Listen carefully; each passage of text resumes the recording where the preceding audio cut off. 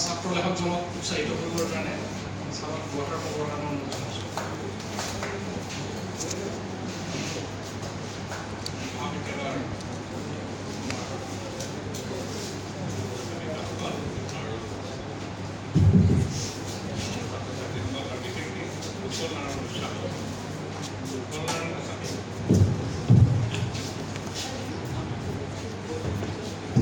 গৱেষণাৰ ছাত্ৰ ইয়াৰ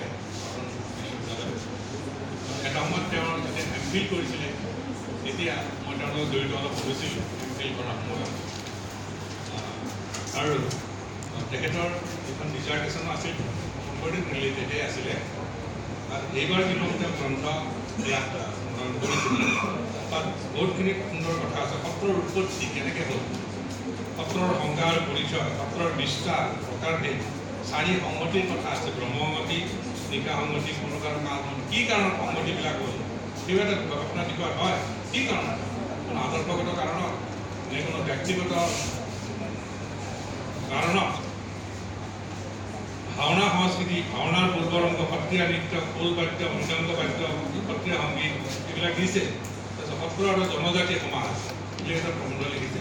ঠিক তেনেকৈ এইকেইটা তেওঁৰ প্ৰায় 13টা প্ৰবন্ধ ইয়াত আছে আৰু 13টা প্ৰবন্ধই গুৰুজনাৰ ব্যক্তিত্বৰ বহুখিনি কথা ইয়াত আছে আৰু সেইখিনি কথা আমাৰ পঠন পাঠন হ'ব লাগে।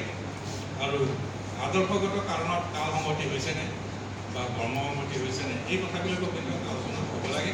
নে মূল কথা চব আছে একেলগে আছে। গতিকে এনেধৰণৰ কথাবিলাক যে কাল সংগতি ব্ৰহ্মসংগতি হৈছে এইটো যে কেৱল গুৰুজনাৰ ক্ষেত্ৰতে যিটো নহয়, অন্যান্য ক্ষেত্ৰতো হৈছে, বৌদ্ধ ধৰ্মৰ ক্ষেত্ৰতো হৈছে, ইছলামৰ ক্ষেত্ৰতো হৈছে, ইছলামৰ ক্ষেত্ৰতো হৈছে। ইছলামতো 4টা ভাগ হৈ গ'ল হজৰত মহম্মদৰ মৃত্যুৰ পিছত। গতিকে ঠিক তেনেকৈ আপোনাৰ খ্ৰীষ্ট ধৰ্মতো হৈছে, প্ৰটেষ্টাণ্টিজিম আহিল, কেলভিনিজিম আহিল, লুথাৰিয়ানিজিম আহিল, ঠিক তেনেকৈ আহিল। ভাগ ভাগ হয়, এইটো এটা স্বাভাৱিক কথা সময়ৰ লগে লগে। গতিকে মই ভাবোঁ উৎপল নাৰায়ণ গোস্বামী তেওঁতো বহুত সৰু ল'ৰা হিচাপত, গতিকে তেওঁ অন্তত এনেধৰণে চিন্তা কৰিছে যে এই ধৰণৰ কথাখিনি লিখিব পাৰে নেকি, তেওঁ লিখিবলৈ আছে। গতিকে তেওঁক ধন্যবাদ থাকিল।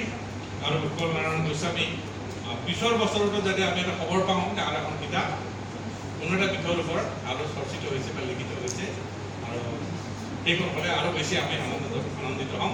আৰু এইখিনিকে কৈ উৎপল নাৰায়ণ গোস্বামীৰ প্ৰতি আমাৰ মৰম আৰু আশীষ যাচি আমাৰ এই সামান্য বক্তৃতা